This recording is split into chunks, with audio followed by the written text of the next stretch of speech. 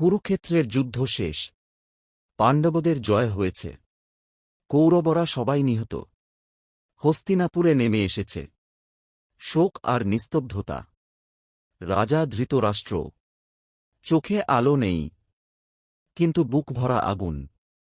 এক মুহূর্তে পুত্র হারানোর যন্ত্রণা তার হৃদয়কে পাথর বানিয়ে দিয়েছে। ধৃতরাষ্ট্র মনে মনে ভাবলেন, ভীমই আমার ছেলেদের ধ্বংস করেছে, বিশেষ করে দুর্যোধনকে।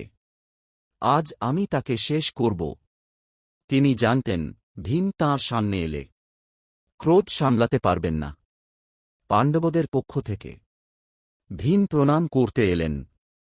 তিনি মাথা নত করে বললেন, মহারাজ, আপনার চরণে প্রণাম। ধৃতরাষ্ট্র তখন দাঁড়িয়ে। চোখে নেই দৃষ্টি, কিন্তু বাহুতে ছিল অসাধারণ শক্তি, শত হাতির সমান বল।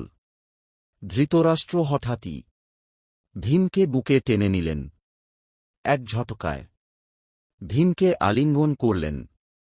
ভীম বুঝে গেলেন, এটা স্নেহ নয়, এটা মৃত্যু। ধৃতরাষ্ট্র তাঁর সমস্ত শক্তি দিয়ে ভীমকে চেপে ধরলেন। এক মুহূর্তে ভীমের হাড় গুঁড়ো হয়ে যাওয়ার কথা, কিন্তু ভীম তখন মানুষ নয়। শ্রীকৃষ্ণ আগেই সব বুঝেছিলেন। ভীমের জায়গায় তিনি রেখে দিয়েছিলেন একটি লোহার মূর্তি। ধৃতরাষ্ট্র ভাবলেন, তিনি ভীমকেই আলিঙ্গন করছেন। তিনি শক্তি প্রয়োগ করলেন। লোহার মূর্তিটা চূর্ণবিচূর্ণ হয়ে গেল। ধৃতরাষ্ট্র চিৎকার করে উঠলেন, ভীম, ভীম!